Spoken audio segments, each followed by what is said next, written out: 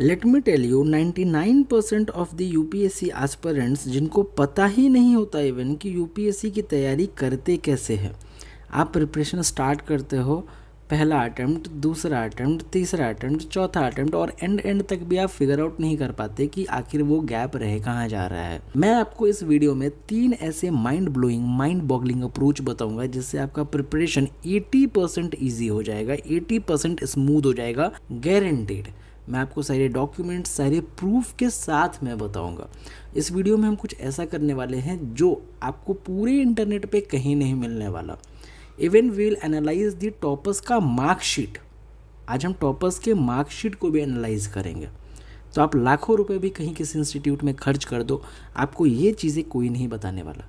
तो इस चैनल पे न्यू हो तो चैनल को सब्सक्राइब करो, हमारे एफर्ट्स को सब्सक्राइब करो। तो स्टार्ट करने से पहले I do not want you to trust me blindly. आपको किसी को भी ब्लाइंडली ट्रस्ट नहीं करना चाहिए, चाहे वो कोई टीचर हो, मेंटोर हो, सीनियर हो, व्हाटएवर, कोई टॉपर भी इवन क्यों ना हो, आपको ब्लाइंडली ट्रस्ट नहीं करना चाहिए। तो I want you to take a pause before starting, before like discussing any approach. मैं चाहता हूँ आप एक पॉज लो और आप इन रिव्यूज़ को पढ़ो। ये रिजल्ट है एक मेंटोर के लिए, एक टीचर के लिए सबसे लाइक बेस्ट शो ऑफ क्या होता है, तो उसके स्टूडेंट का रिजल्ट होता है ना। और ये इस प्रीलिम्स का रिजल्ट है, देखो 15 जून का है ना, सब कुछ लाइक नाम, टाइम सब कुछ ही मेंशन्ड है। ये पेज भर गया है, वरना इतने रिव्यूज़ है कि मैं आपको क्या बताऊँ। तो आराम से पॉज करो, आप सारे रिव्यूज़ देख सकते हो, तब शायद आप उस फेथ को पहले बिल्ड कर पाओ, क्योंकि जो मैं बताने जा रहा हूँ उसके लिए वो फेथ बहुत ज़रूरी है। और मैं जो भी बताऊँगा प्रॉपर लॉजिक और प्रॉपर प्रूफ के साथ बताऊँगा, ऐसे मैं रैंडमली कुछ भी आपको नहीं बताऊँगा, ठीक है। तो take a pause, read all these reviews, ताकि आपके अंदर एक कॉन्फिडेंस आए कि yes you are at the right place. चलो, तो हमारा फेथ बिल्ड हो गया। अब अप्रोच समझने से पहले एक और चीज़ समझना बहुत ज़रूरी है कि इस वीडियो को 2 टाइप के लोग देख रहे हैं अभी। पहले जो बिगिनर्स हैं, मतलब क्या, जिनका 1 या 2 अटेम्प्ट हो चुके हैं। मैं 2 अटेम्प्ट्स वालों को भी बिगिनर ही मान के इसलिए चल रहा हूँ क्योंकि 1 साल तो एग्ज़ाम को समझने के लिए ही लग जाता है। दूसरे जिनका 3 या 3 से ज़्यादा अटेम्प्ट हो चुका है। तो पहले बिगिनर्स की बात करते हैं। तो बिगिनर्स के साथ क्या होता है कि for the whatever reasons, for the whatever motivations, वो प्रिपरेशन में आते हैं। जब वो प्रिपरेशन में एंटर करते हैं तो उनको बहुत सारे सोर्सेज बता दिए जाते हैं, बहुत सारी स्ट्रैटेजी वीडियोस दिखा दी जाती है, बहुत सारे सोर्सेज बता दिए जाते हैं और वो जल्दी से फटाफट एक फाउंडेशन प्रोग्राम में एनरोल करते हैं। ज्योग्राफी के, पॉलिटी के, हिस्ट्री के 50-50 लेक्चर्स देखते हैं वो लिटरली बैठ करके, without knowing the actual demand of the paper, without knowing the actual need of the UPSC examination, they prepare blindly. उनको तब तक चीज़ें नहीं समझ आती जब तक वो पहले अटेम्प्ट में अपने बैठ ना जाए, ठीक है। 99% ऑफ द एस्पिरेंट्स यही कर रहे हैं, जैसे कि मैंने स्टार्टिंग में बताया था कि blindly they are going in a direction और उनको पता ही नहीं है कि why they are doing so. क्यों वो 50 लेक्चर्स देख रहे हैं इकोनॉमी की, उनको खुद नहीं पता है। क्यों?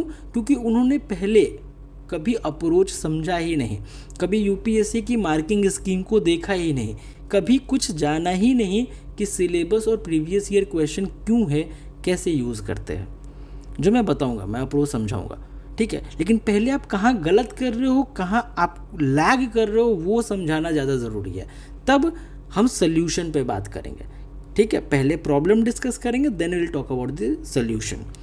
और जो 3 या 3 अटेम्प्ट्स दे चुके हैं, एक बार जो मैं समझाने वाला हूँ उनको आप ध्यान से समझना। अभी आगे जो भी मैं अप्रोच बताऊँगा उनको थोड़ा ध्यान से सुनना और समझना, और उसमें आप टिक मार्क करना कि क्या आप सेम अप्रोच फॉलो कर रहे हो। क्यों? होता क्या है कि एग्ज़ाम ख़त्म होता है, आपका पहला अटेम्प्ट हुआ, दूसरा अटेम्प्ट हुआ और आप बैठते हो, फिर से लक्ष्मीकांत लेकर के पढ़ना शुरू कर देते हो, ठीक है। आप सोचते हो कि मैं सेम चीज़ें हर साल करूँगा और मेरे को डिफरेंट रिजल्ट आएगा, तो वो चीज़ पॉसिबल नहीं है। You have to change your approach. आपको अपने अप्रोच में चेंज करने की ज़रूरत है ना। इस चीज़ को अपने दिमाग में बिठा लो। अब चलो आ जाओ प्रैक्टिकली स्पीकिंग, ठीक है।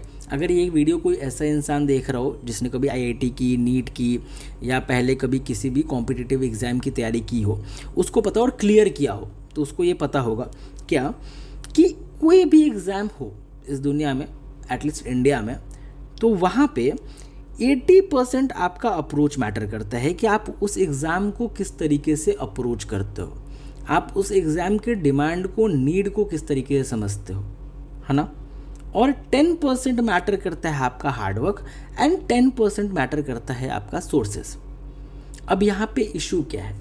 इशू क्या है कि market is flooded with sources, बहुत सारे सोर्सेज हैं। और ऑब्वियसली जो यूपीएससी की तैयारी कर रहे हैं, people are very hard working, 16 घंटे पढ़ाई कर रहे हैं, 17 घंटे पढ़ाई कर रहे हैं। तो होता क्या है कि you are focusing on this 20% so much कि आप इस 80% को मिस आउट कर जा रहे हो। ठीक है, बिल्कुल मैं कैलकुलेटिव बता रहा हूँ, ठीक है, प्रैक्टिकली बता रहा हूँ कि आप इस 80% को मिस आउट कर जा रहे हो।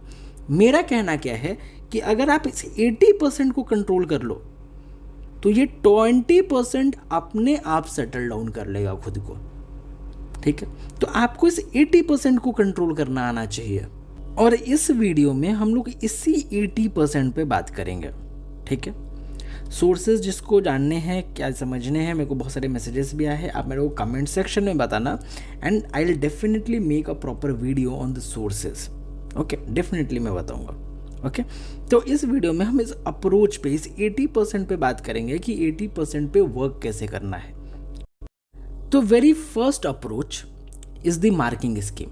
मेरे को पता है आपको यूपीएससी का मार्किंग स्कीम बहुत अच्छे से पता है ना, लेकिन you do not know how to hack it. आपको ये नहीं पता है कि उसको हैक कैसे करना है। तो यहाँ समझना, ध्यान से समझना, पहले कॉमन चीज़ें समझते हैं। टोटल 7 पेपर हैं जो मेरिट लिस्ट के लिए काउंट किए जाते हैं। ठीक है, दैट टोटल 7 पेपर्स जो मेरिट लिस्ट के लिए काउंट होते हैं। सारे पेपर्स 250 मार्क्स के होते हैं, सारे ही पेपर्स। और सारे पेपर्स को लिखने के लिए आपको 3 घंटे का समय दिया जाता है, 3 आवर्स। ओके, जितने ही पेपर है, 7 पेपर। ठीक है, यूपीएससी ने बिल्कुल भी पार्शियलिटी नहीं की है।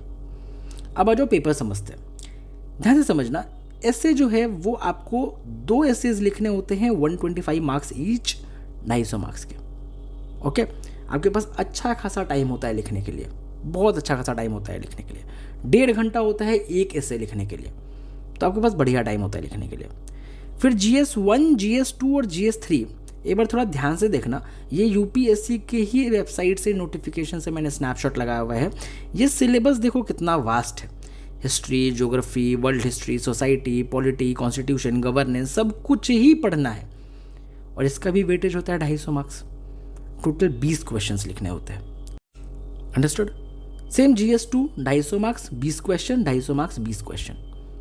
अब आ जाओ GS4 पे, बहुत लिमिटेड सिलेबस, सिर्फ आपको एक सब्जेक्ट है एथिक्स, वो भी बहुत लिमिटेड पढ़ना होता है ना, बहुत लिमिटेड पढ़ना होता है। उसके लिए भी 250 मार्क्स है और 3 घंटे आपको मिलते हैं लिखने के लिए। फिर ऑप्शनल, जहाँ पे आपका स्पेशलाइजेशन है, जैसे sociology, philosophy, psychology, mathematics, what ever your optional is, वहाँ पे आपको स्पेशलाइजेशन है, सिर्फ एक सब्जेक्ट पढ़ना है and you can go for the 500 marks. 500 marks के लिए आप जाते हो और लोग अच्छा स्कोर भी करते हैं। जो टॉपर्स है वो 300, 350 तक स्कोर करते हैं। तो ऐसे जो बहुत ही लिमिटेड सिलेबस है, जहाँ 3 घंटे में आपको सिर्फ 2 एसेज लिखने हैं।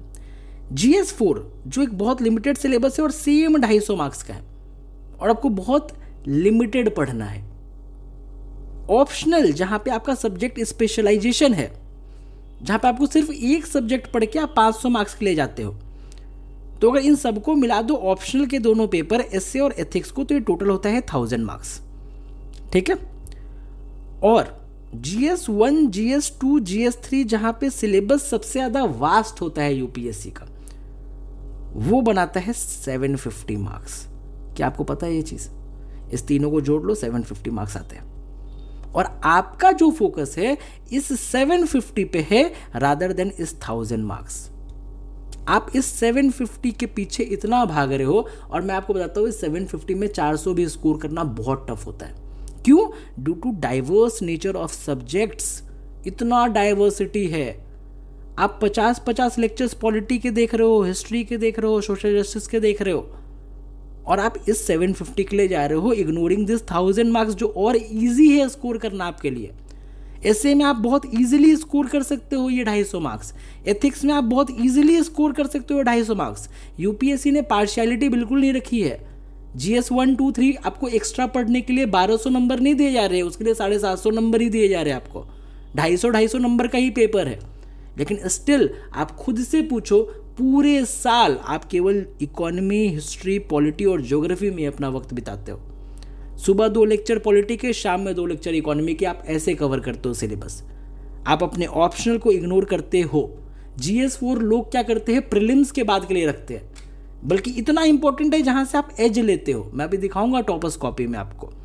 सेम गोज फॉर एसए, जहां पे इजी है स्कोर करना, जहां पे आप एज लेते हो। लेकिन नहीं, आपका फोकस का है GS1, GS2, GS3 पे। करना चाहिए, बिल्कुल करना चाहिए, लेकिन आप ये समझो यहाँ से कि आप मेरिट लिस्ट में कैसे आ सकते हो। आप इजीली मेरिट लिस्ट में कैसे आओगे, आपका काम तो यही आधा आसान हो गया कि आपको इतना समझ में आ गया कि मेरिट लिस्ट में आने के लिए एसए, एथिक्स और ऑप्शनल बहुत स्ट्रॉन्ग करना पड़ेगा।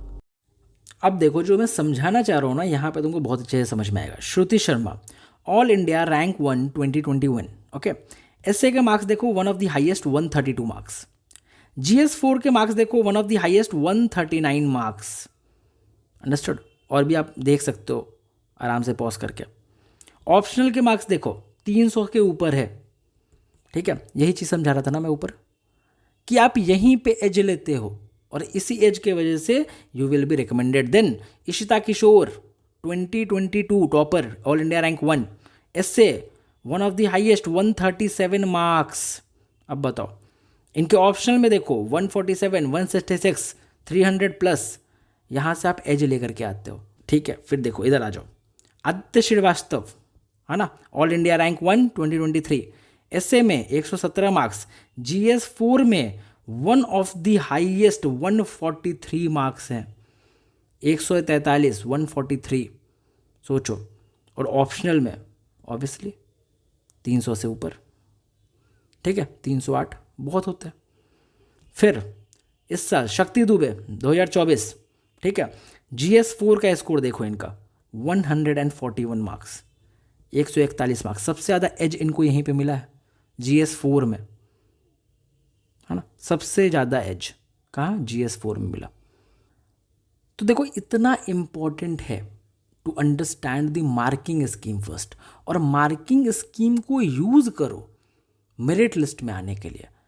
आपको मेरिट लिस्ट में आने के लिए जाना है, ना कि आपको सब्जेक्ट और सिलेबस की कवरेज पे सिर्फ फोकस रखना है। आपको ऐसा करना है कि आप कैसे भी मेरिट लिस्ट तक पहुंच जाओ। तो this will be your first approach. Second approach, syllabus. तो कहावत है हमारे यूपीएससी में कि सिलेबस को रट लो, सिलेबस को याद कर लो। आपको पता होना चाहिए कि कौन सी चीज़ें कहाँ पे मेंशन है सिलेबस के। लेकिन मैं कहता हूँ कि आप सिलेबस को समझो, अंडरस्टैंड द सिलेबस, क्योंकि सिलेबस में जो एक एक वर्ड मेंशन है वो बहुत महत्व रखता है, बहुत इंपॉर्टेंट है। मैं अभी एक ग्लिम्स देता हूँ आपको। जैसे ये यूपीएससी का ऑफिशियल नोटिफिकेशन है, this is the syllabus for the examination. आज हम मेंस का सिलेबस देखते हैं। ठीक है, तो यहाँ रहा एसए का सिलेबस। ठीक है, एसए का सिलेबस है, ध्यान से पढ़ना है इसको।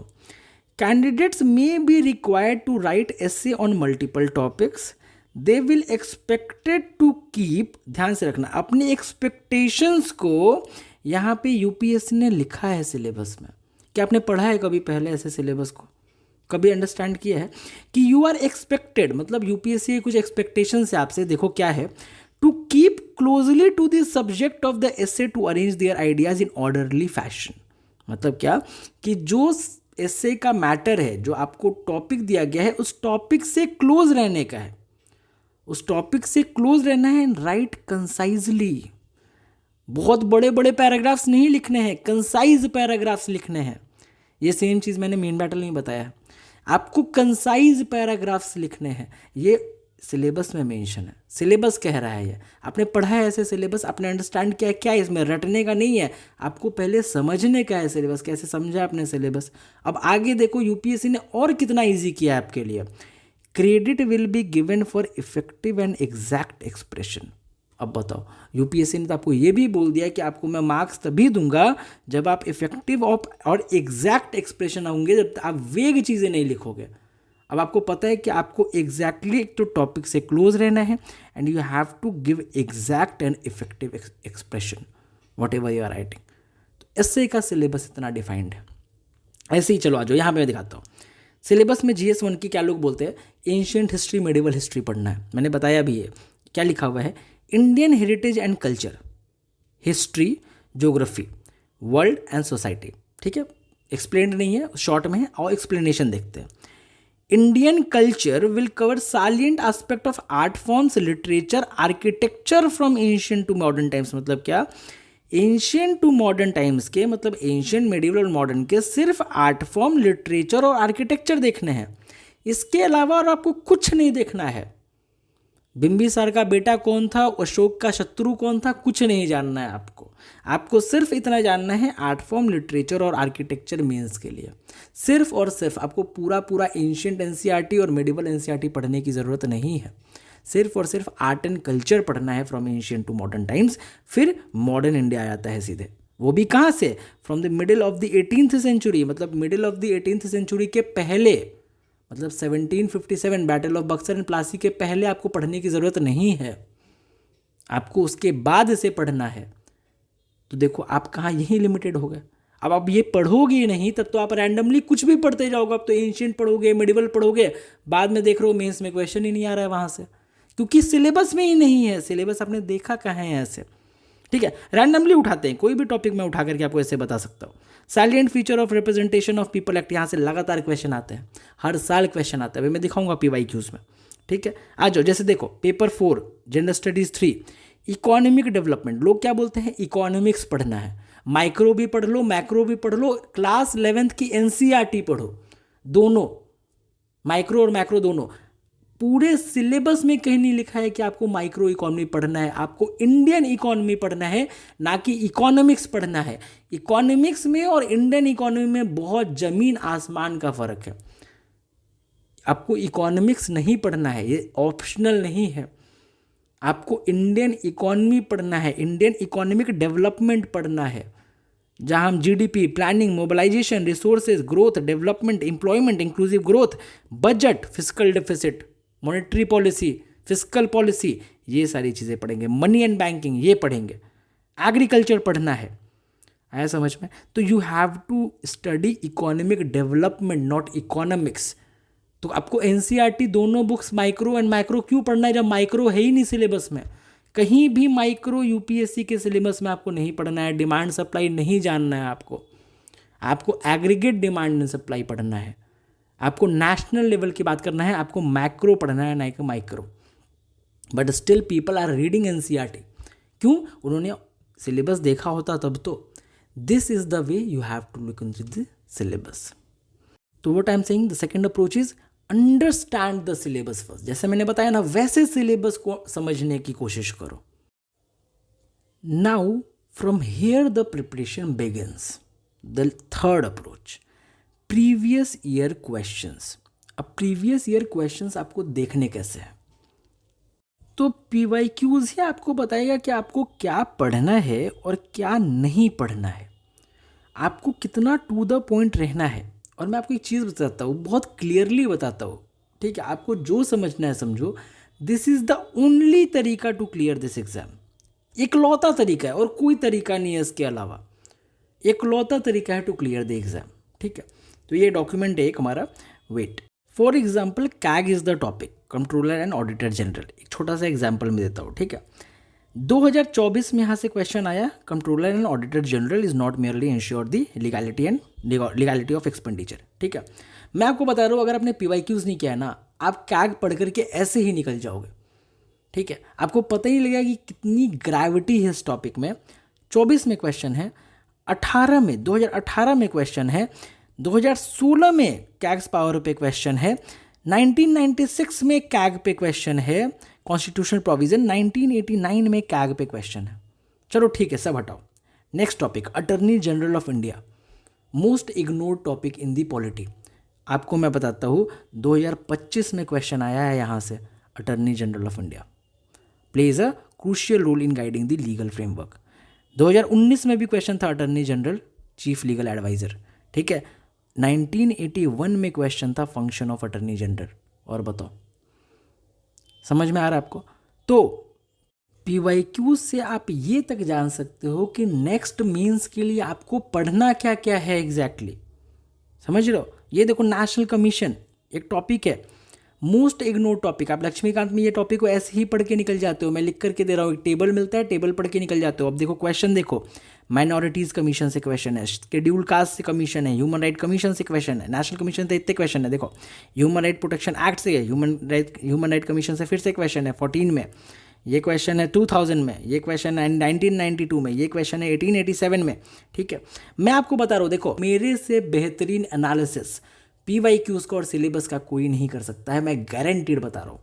ठीक है, आप जाओ रिसर्च कर लो, देख लो। ठीक है, क्यों? क्योंकि मैंने पहले भी किया हुआ है, मैंने ये चीज़ 50 बार मैं करके बैठा हुआ हूँ और बहुत ढंग से करके बैठा हुआ हूँ। ये देखो 2017 में नेशनल कमीशन ऑन विमेन पे क्वेश्चन है, 2018 में municipality of various commission for the vulnerable section human right commission पे क्वेश्चन है, then national commission schedule caste पे क्वेश्चन है। देखो नेशनल कमीशन से कितने क्वेश्चन, देखो ह्यूमन राइट से फिर से क्वेश्चन आ गया 2021 में। ठीक है, फिर 2022 में क्वेश्चन है national commission on backward classes, फिर 2025 में क्वेश्चन है national commission for protection of child rights. देखो नेशनल कमीशन इतना इंपॉर्टेंट टॉपिक है, जब तक प्रीवियस ईयर क्वेश्चन नहीं देखोगे आपको कैसे पता लगेगा कि नेशनल कमीशन इंपॉर्टेंट है? बताओ अब मेरे को, कैसे पता लगेगा? आप रैंडमली अगर पॉलिटिकल साइंस पढ़ रहे हो, पॉलिटी पढ़ रहे हो, आप बुक्स पढ़ रहे हो, लक्ष्मीकांत पढ़ रहे हो और आप PYQs ही नहीं देख रहे हो, तो आपको पता कैसे लगेगा कि आखिर क्वेश्चन क्या पूछ रहे हैं? क्या जो आप पढ़ रहे हो वो इतना रेलिवेंट है भी, या जो आप पढ़ रहे हो उसको पढ़ेंगे कैसे ताकि हम ये क्वेश्चन जा करके सॉल्व कर पाएँ एग्जाम में? क्योंकि एट लास्ट तो आपको वही करना है ना। और at last what you have to do, just आपको ये हाई यील्डिंग थीम्स की लिस्ट बना लेना है। अब ये 6 टॉपिक्स हैं, इन 6 टॉपिक से बाहर से कहीं क्वेश्चन आएगा ही नेशनल कमीशन से, इससे बाहर क्वेश्चन नहीं आने वाला, and you are done and dusted. So this is the way to prepare with PYQs। ऐसे प्रीवियस ईयर क्वेश्चंस करते हैं, ऐसे प्रीवियस ईयर क्वेश्चंस और सिलेबस के एनालिसिस करते हैं, ऐसे मार्किंग स्कीम्स को समझ करके we have to take the edge in the merit list. बाकी मैंने बहुत ज़्यादा वैल्यूएबल चीज़ें आपको बताई हैं इस सेशन में। ठीक है, बहुत वैल्यू दिया है, बहुत वैल्यू दिया है। ठीक है, ये आपको कोई नहीं बताता। ओके, तो ये सारी चीज़ें आप खुद से भी कर सकते हो। बाकी you want me to do it with you, तो 2027 के लिए मेन बैटल ऑलरेडी लॉन्च हो चुका है विद 100 सीट्स। ओके, एंड चलो मैं तुमको पहली बार अपना डैशबोर्ड बताता हूँ। मैं आपको डैशबोर्ड दिखाता हूँ, कोई आपको टीचर नहीं दिखाएगा ये। मैं आपको अपना कोर्स डैशबोर्ड दिखा रहा हूँ। Paid learners is 58। ठीक है, एक्चुअली हमने बीच में एडमिशन क्लोज कर दिया था क्योंकि रिजल्ट को लेके बहुत लोग डाउटफुल और एंशियस थे, तो हमने स्टॉप कर दिया था एडमिशन लेना। We again reopen it. Trial learners है जो 65 है, जो कभी भी ज्वाइन कर सकते हैं बैच को, तो means total 42 seats are still remaining. Comment section में, डिस्क्रिप्शन में, दोनों जगह लिंक है, सिंपली जाना है, पे करना है, ज्वाइन करके टेलीग्राम चैनल को ज्वाइन कर लेना है। वहीं पे आपको स्केड्यूल भी दिख जाएगा मेन बैटल का, जो स्केड्यूल हम फॉलो करने वाले हैं फ्रॉम द 23rd और 24th में भी हम लोग फॉलो करने वाले हैं। वहाँ पे आपको स्केड्यूल भी दिख जाएगा। बाकी आपके सामने अभी एक वीडियो आएगी एंड स्क्रीन पे, उस वीडियो को देखना। अगर आपको नहीं पता है मेन बैटल क्या है, उस वीडियो में मैंने PYQs की एनालिसिस भी बहुत अच्छे से की है। तो भले ही मेन बैटल आप ज्वाइन कर रहे हो नहीं कर रहे हो, हार्डली मैटर्स, आप उस वीडियो को ज़रूर देखना, क्योंकि उसमें PYQs की एनालिसिस जो है ना वो आपको बहुत हेल्प करेगी। और मैंने क्या बोला कि PYQs की एनालिसिस चाहे प्रीलिम्स हो या मेंस हो, कोई नहीं कर सकता मेरे से बेहतरीन। और ये कोई ईगो नहीं है, ये मेरा कॉन्फिडेंस है। ठीक है, क्योंकि मैंने इतनी बारी करा है, इतनी बारी करा है, इतनी बारी क्या करा है कि मैं आपको बता नहीं सकता हूँ कि मैंने कितनी बारी करा है। ठीक है, तो मैं बहुत अच्छे से कर सकता हूँ। तो देखो, उस वीडियो को देखोगे आपको पता लगेगा। ठीक है, बाकी कोर्स का रिव्यू देखना है तो कोई भी वीडियो ओपन करो, ठीक है, जिसमें ठीक ठाक व्यूज़ हो। नीचे आपको कमेंट सेक्शन में सारे रिव्यूज़ दिख जाएंगे।